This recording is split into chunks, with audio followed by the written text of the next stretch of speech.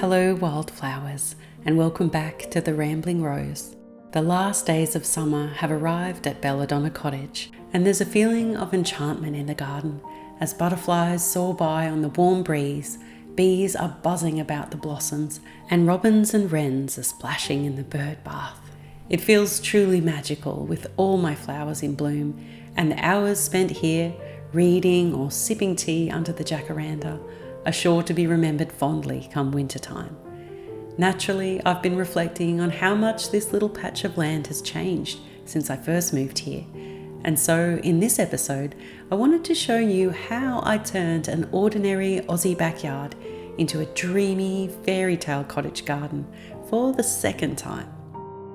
In my first video on cottage garden design, back at my tiny hideaway where this channel began, I shared 10 brilliant tips I'd learnt over the years, and in this episode I'll be sharing 10 more.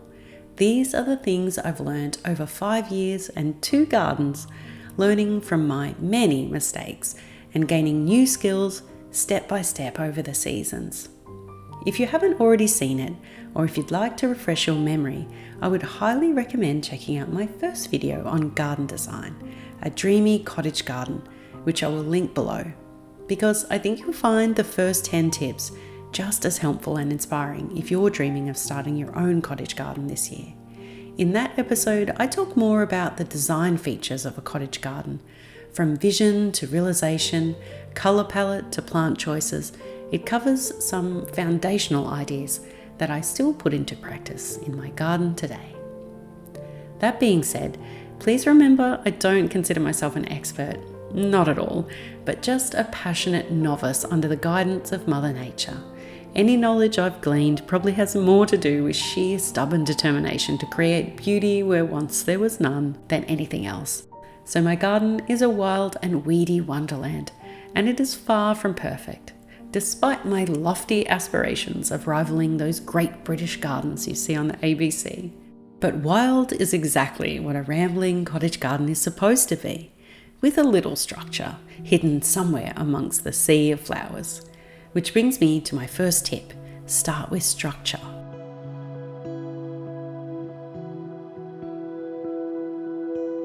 When I bought this little witch's cottage just 2 years ago, all I had to work with was a plain patch of lawn. The aesthetic was, well, based around a rather imposing Hills Hoist clothesline, straight concrete paths, a colorbond fence, and some plastic wheelie bins for decoration. Not to mention the telephone poles on the horizon. The situation was grim.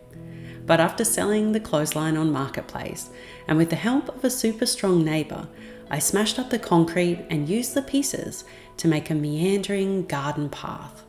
Around that, in winding stone-bordered beds, my dream cottage garden would take shape.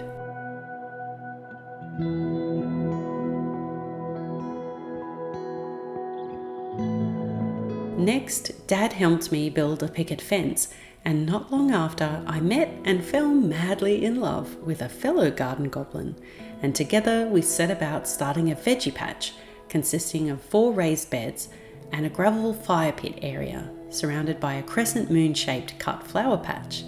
There was a whole lot of digging in that first year, I won't sugarcoat it, but it was so worth it.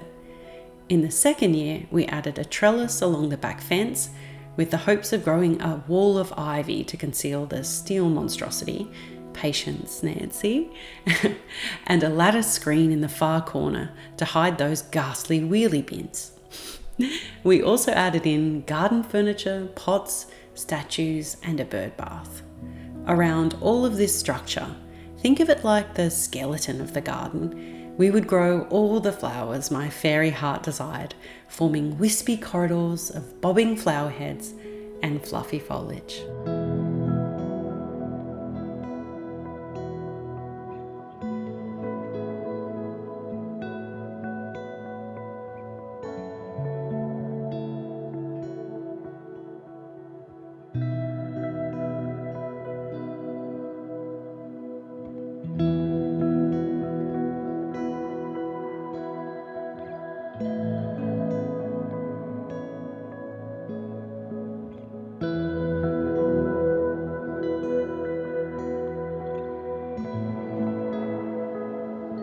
And now, by late summer of the second year, all that hardscaping is almost entirely hidden and you can barely see the structure at all. The plants have completely taken over, and that's just the way I like it. I almost have to search to find Hecate peeking out from behind the Cosmos, Desdemona and Blue Emotion roses. It's just like my imagination come to life.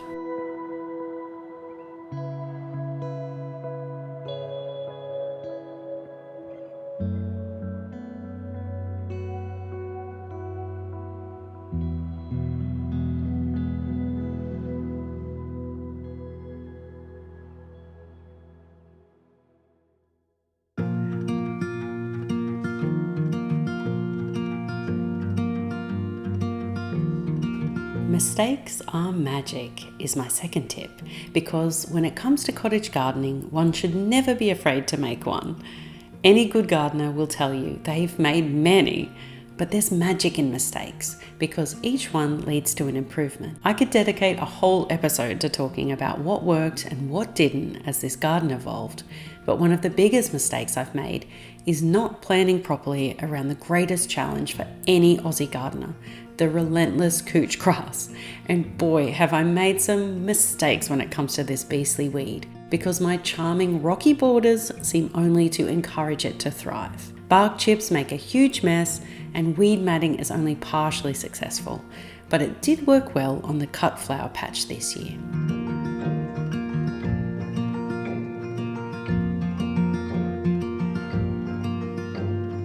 Next, I learnt this year that while I love to encourage birds to visit my garden, I will need to use some netting next year for sunflowers and sweet peas, because of the hundreds of seeds we sowed, only one of each survived. And guess what colour that sweet pea turned out?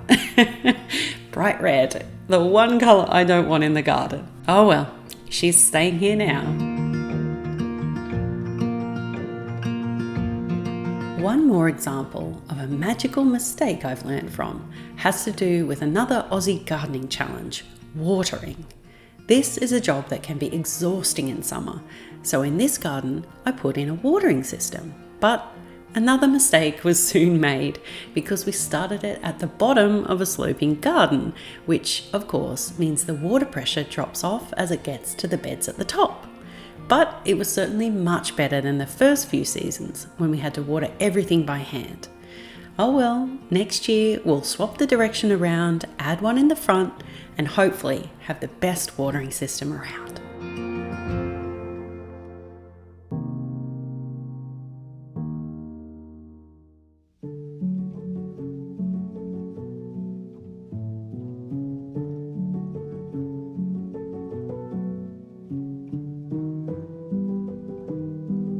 My next tip is to update your wardrobe. Just like the clothes in your wardrobe, sometimes you just feel like changing things up and wearing new colours.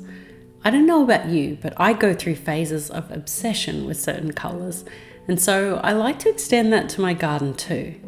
Of course I have my favourites, the key colours if you will, that are reflected in the perennials like my roses and salvias. I will always have purple, white and pale blush pink in my garden. But every year I like to try on new clothes with summer annuals and bulbs. This year I had decided yellows and apricots were in, while reds and hot pinks were most certainly out. So I dug up all of my Mrs. Norton and bushfire dahlia bulbs last summer and gave them to Mum. I know they will be in good hands in Mum's garden, and what's more, if I change my mind again and want them back, it's not a problem because dahlias only produce more tubers each season. So after I eradicated all the red and hot pink flowers, or so I thought, I set about raising some seedlings with blooms in my new palette. Kiro and Bright Lights Cosmos, Precious Metal Zinnias, Madam Butterfly Snapdragons, and I planted some Cream Perfection Gladiolo bulbs too. The resulting wardrobe change was pretty cute, and the bouquets I've been making this summer have been ever so sweet.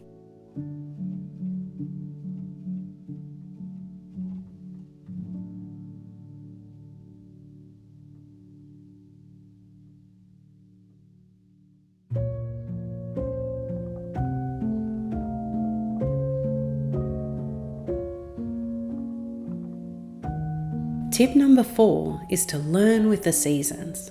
Emerson once wrote, "Adopt the pace of nature.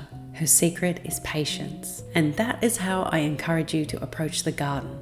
Challenge yourself to learn a few new skills each season, for it is far too overwhelming to attempt to master everything at once. In my first few years as a gardener, I mastered growing cosmos and zinnias from seed. These easy-to-grow heroes of the cut flower patch, of course, were my first success stories and gave me the confidence to try growing even more flowers from seed the following spring. The next year, I challenged myself to learn about the plants that grew from tubers and bulbs, adding dahlias, daffodils and tulips to my garden. And the year after that, I mastered the art of pruning roses. This year, I tried a few trickier seeds.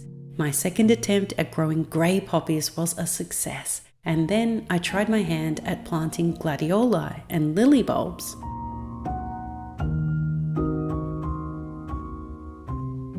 I also have my first hollyhocks and iris coming along nicely now, but they won't bloom until their second year. See, it's all about patience. This autumn, I'm moving on to my next challenge, growing roses from cuttings and canna lilies from their seed pods. Take it step by step like this, and you'll have a fantasy fairy tale garden in no time.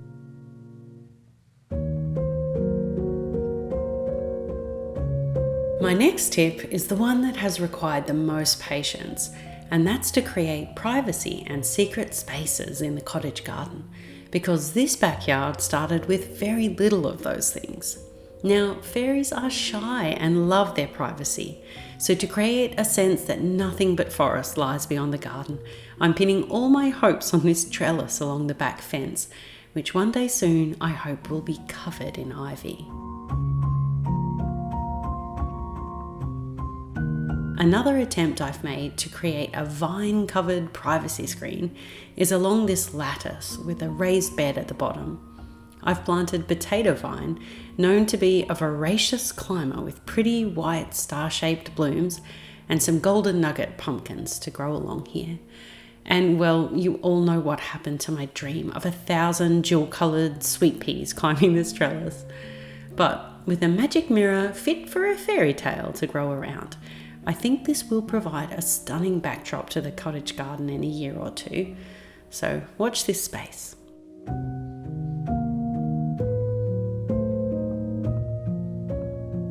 And finally, I think the double rose arbor, with its rambling apricot-coloured Bathsheba roses, creates a little of that secret garden feeling for the fairies too.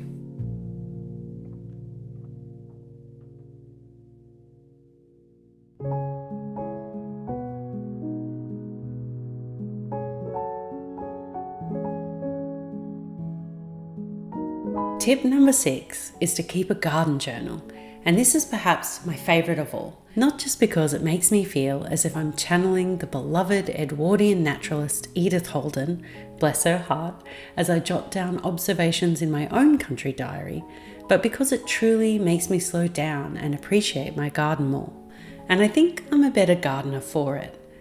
As I sketch the beautiful flowers and birds that visit, or write down favourite gardening quotes, I'm more connected and present. My journal helps me look back on what I've planted, make lists of things yet to do, and track what changes in my garden over the seasons. It's also useful to write down the medicinal and magical properties of plants, what seeds I've sown, and what bulbs went where.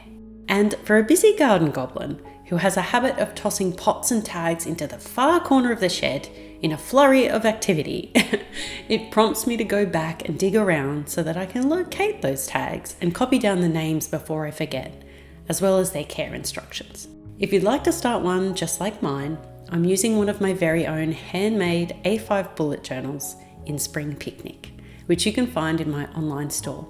I'll leave a link in the description below.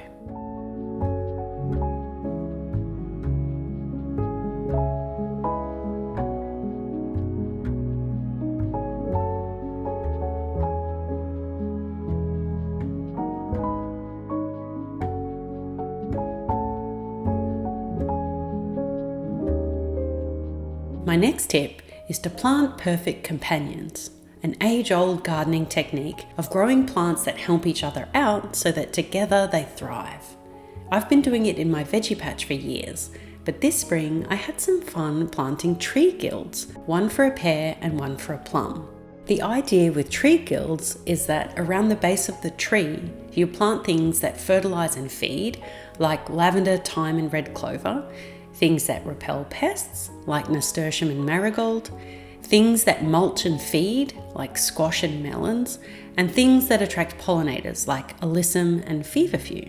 Finally, you can plant things that suppress weeds, like catmint and strawberry.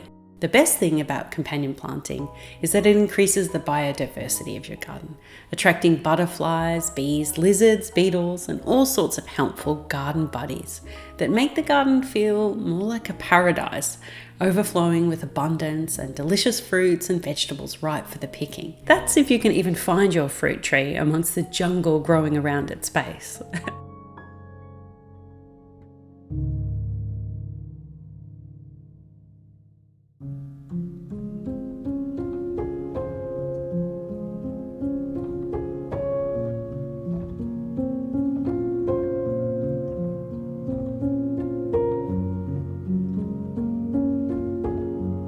Tip number 8 is a simple and delicious one, and that's to make it sweet and spicy.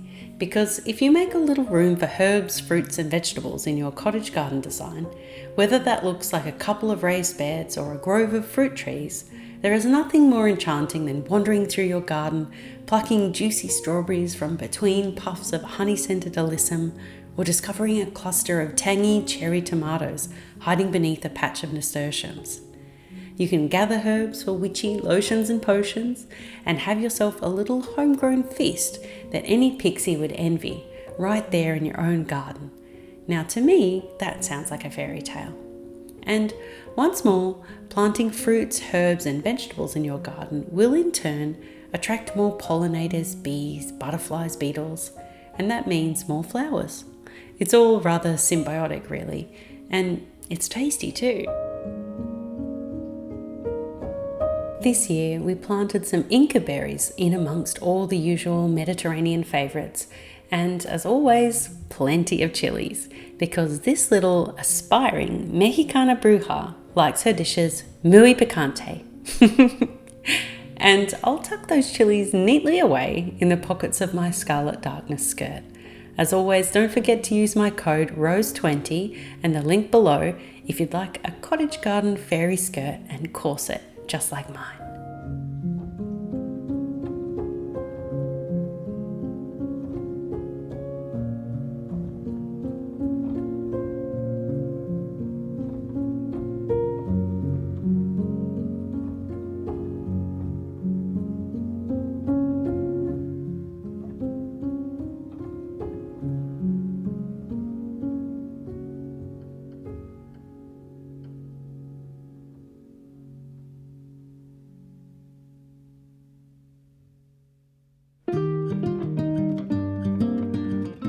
I'm calling this next tip all features great and small, because another thing to consider when creating your fantasy cottage garden is to pay attention to everything from the tiniest itty-bitty ground cover to the tallest of trees. It's surprisingly easy to overlook the great and the small when starting a cottage garden, because you are so focused on the in-between, the flower beds and what's happening there. But trees provide gorgeous structure, privacy and shady spaces in the garden, not to mention breathtaking autumn foliage and beautiful summer blossoms like this magnificent jacaranda. The little ground covers are also not to be forgotten, for they make for beautiful borders and pretty pathways, their tiny fragrant blooms spilling out over rocks and even growing between stepping stones, filling in every inch of space between the larger plants. This year, I planted so much alyssum, creeping thyme and seaside daisy along my garden edges, and you know, they really are something special. Good things do come in small packages.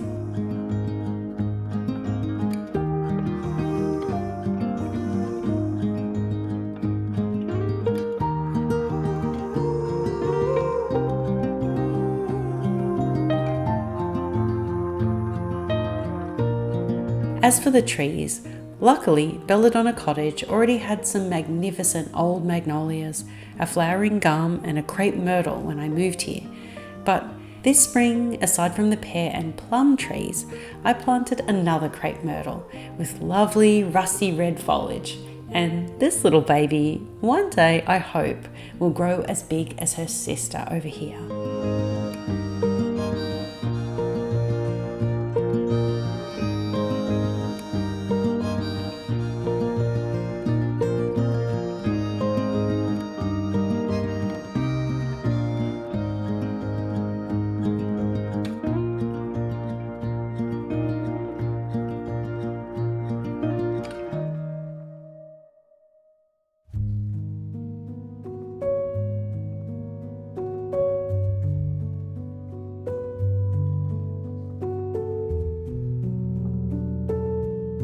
Last of all, I've learned to embrace the wildness.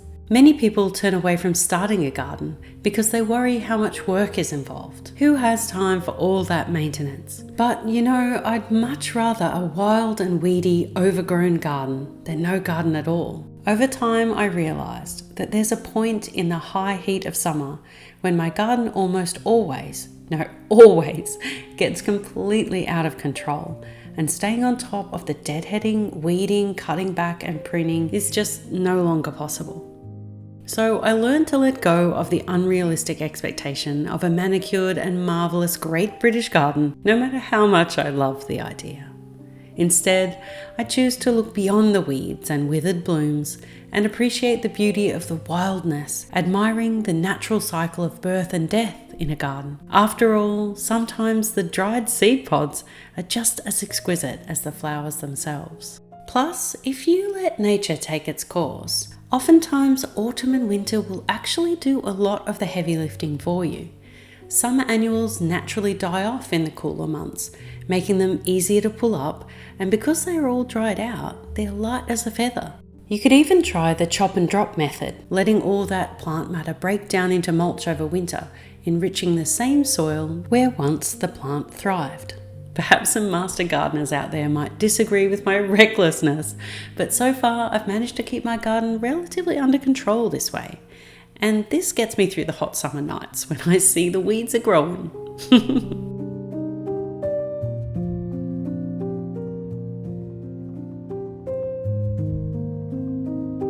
I so hope you've enjoyed this episode, dear wildflowers, and that it has inspired you to take up your watering can and spade and begin creating the most incredible living masterpiece hand in hand with Mother Nature. If you'd like to support my channel, there are lots of ways you can do so. You can subscribe or join me over on Patreon, where you'll have access to all my free printables and bonus content. Or if you'd like to start a garden journal of your own, just like the one I used in this episode, you'll find them in my online store, along with art prints, oracle cards, colouring books and more, all handmade with love and magic right here in Australia. Blessed be you, sweet souls, and I'll see you again next time, somewhere the meadows grow by the waterhole and the leaves are falling in the autumn wind.